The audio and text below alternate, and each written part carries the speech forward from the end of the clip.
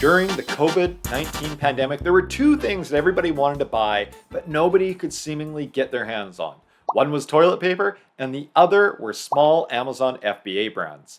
Companies known as FBA aggregators or rollups were trying to buy up these smaller Amazon brands and consolidate them into one larger company and then hopefully sell them for a massive profit. Ultimately, though, almost all of these rollups failed, and one of the largest ones actually just recently had the humiliation of having all of its assets auctioned off for sale in a German hotel. So what happened to all of these rollups to cause them to fail? In this video, we'll examine what happened to the Amazon FBA aggregator.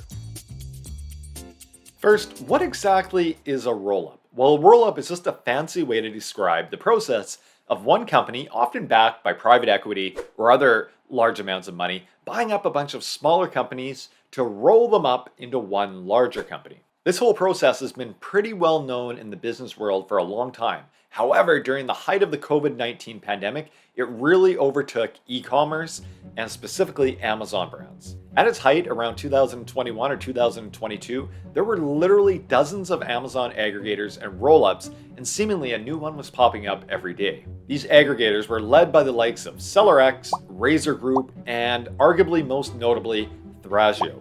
At their height, these companies were all valued in the billions, and as of today, almost all of them have either declared bankruptcy or are no longer purchasing new brands. Like I mentioned, the concept of an aggregator or rollup has been around for a long time, well before Amazon.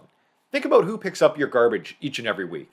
Well, there's a good chance if you live in North America, it's a company called Waste Management. And Waste Management got their footprint in the world by buying up a lot of smaller regional waste companies. And if you've ever drinking a Budweiser, a Stella, or a Corona, these are all from one of the most famous rollups of all, Anheuser-Busch InBev. So why did these rollups succeed while the Amazon type did not? Well, rollups basically succeed for one of two reasons. The first reason is that by joining a bunch of smaller companies into one, they can eliminate a bunch of redundant costs such as administrative expenses or other overlapping functions. So 10 $1 million companies might need 10 customer service reps, one for each company. However, one $10 million company might only need one or two customer service reps. This, in effect, eliminates a lot of redundant CSR or customer service representative roles. The second reason why rollups normally work is that because they're larger,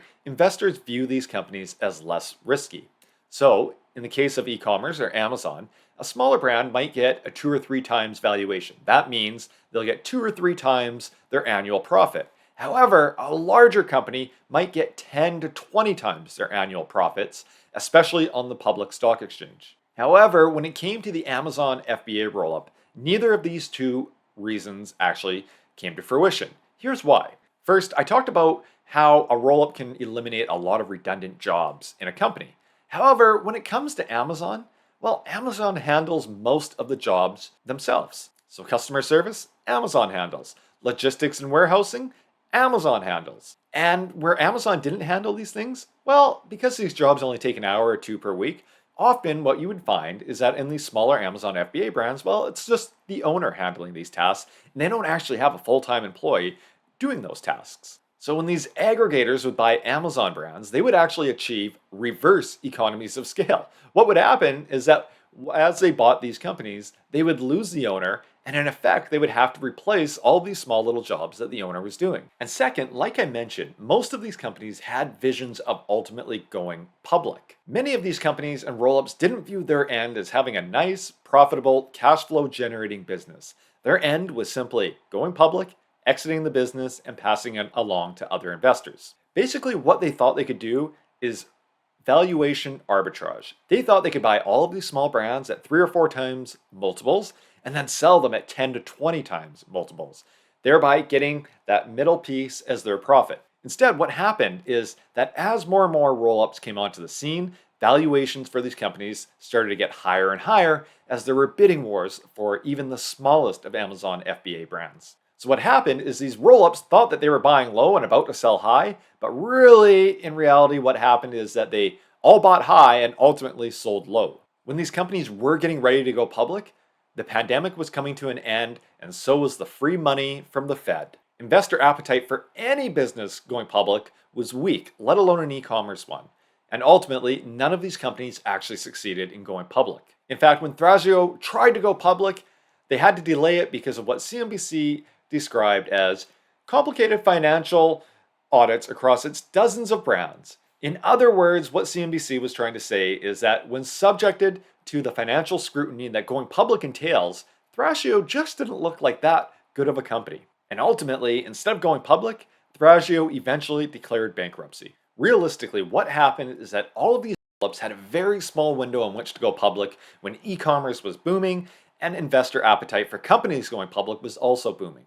These rollups had a small window and they missed it. So what's going to happen to all of these rollups and aggregators that are still around? Well, some of these companies, like Thrasio and SellerX, have declared bankruptcy and are in the point of restructuring their businesses. What that really means is that they're trying to sell off a lot of the brands which aren't quite as profitable as they once thought they could be. I've personally had the opportunity to see some of the businesses that are being sold by these aggregators, and a lot of times these businesses, which they purchased at 3 or 4 times valuations of an annual profit, they're now selling at essentially the cost of the inventory that these brands still have. Some of these brands continue to exist and seemingly are doing okay, although most of them are either not acquiring brands or they're being extremely picky with which brands they do acquire, and they're only taking on the best of the best, which really is kind of what they should have done in the first place. So what do you think? Can the aggregator model ever succeed in Amazon or even e-commerce? Let me know in the comments section down below, and remember to like and subscribe.